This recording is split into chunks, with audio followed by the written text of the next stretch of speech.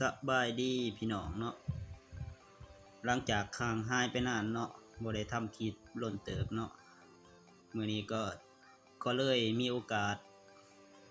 จะมาแนะนำการลบแฟนเพจเนาะแบบทาบอนเนาะซึ่งข้าพเจ้าเองก็เคยแนะนำมาแล้วครั้งหนึ่งเนาะแต่แนะนำในแอป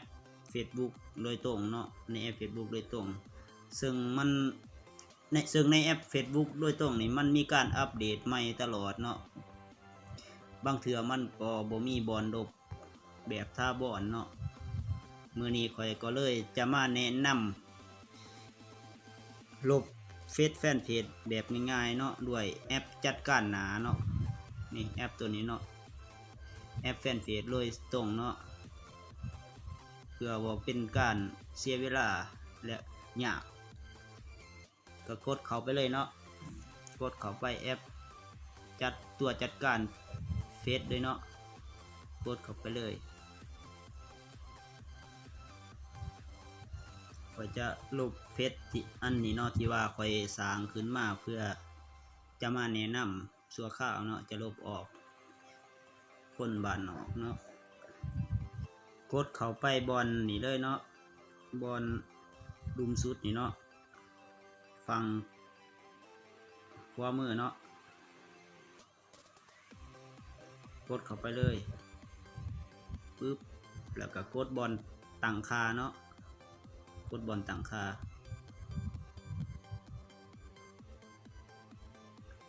แล้วก็เลื่อนลงมาจากกดบอนลบเฟซเนาะเนี่ยบอนนี้เลยก็กดเข้าไปเลยเนาะ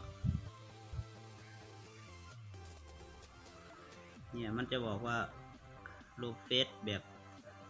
ถาวรเลยเนาะการลบเฟซไม่สามารถยกเลิกได้เมื่อคุณลบเฟซคุณจะไม่สามารถเรียกกลับคืนมาได้เนาะกดลบเลยเนาะลบไปเลยลบเป็นที่เรียบร้อยแล้วเนาะมันจะกำหนดเวลาการลบ14 มื้อเนาะมันถึงจะลบเฟซให้เฮาแบบถาวรเนาะบัดนี้ก็จะมาแนะนำการลบเฟซแฟนเพจแบบถาวรเนาะด้วยอีกวิธีหนึ่งเนาะด้วยแอปโคมเนาะแอปตัวนี้เนาะแอปโคมกดเข้าไปเลยเนาะกดเข้ามามันจะเป็นลักษณะนี้เนาะแล้วกดบอน Facebook เนาะ Facebook ปึ๊บกดเข้ามาแล้วมันจะเป็นแบบนี้เนาะสำหรับไฟที่ยังบ่ทันลงซื้อเขาใส่ก็ลงซื้อเขาใส่ก่อนเนาะใส่อีเมลใส่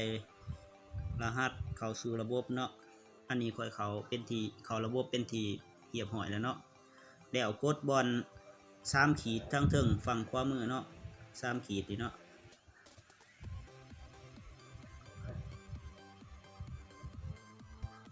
กดเข้าไปเลยกดเข้ามาแล้วให้กดบอนเฟซเนาะกดบอนนี้เนาะ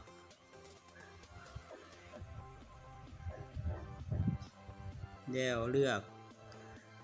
ที่จะลบเลยเนาะข่อยจะลบเฟซคนธรรมดาเนาะซึ่งเฟซข่อยที่สร้างขึ้นมาชั่วคราวเนาะเพื่อมาแนะนำเนาะก็กดเข้าบอนเพิ่มเติมเนาะกดบอลเพิ่มเติม3 เม็ดนี่เนาะ3 จุดนี่เนาะฝั่งขวามือเนาะกดเข้าไปเลยแล้วกดบอลแก้ไขการตั้งค่าเนาะกดบอลนี่เนาะกดเข้าไปเลยแล้วกดบอลทั่วไปเนาะกดบอลทั่วไป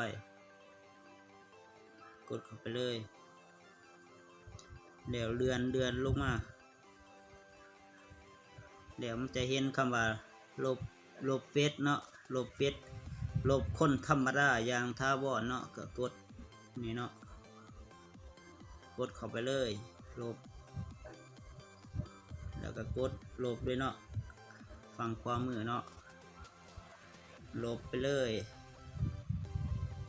ปึ๊บลบเป็นทีเรียบร้อยแล้วเนาะมันจะกำหนดเวลาลบให้เฮา14 มื้อเนาะถ้าสมมติว่าท่านฮอด14 มื้อมีเปลี่ยนใจบ่อยากลบก็สามารถยืนยันยกเลิกการลบได้เนาะโอเคการลบแฟนเฟซก็มีเพียงเท่านั้นเนาะโอเคสบายดี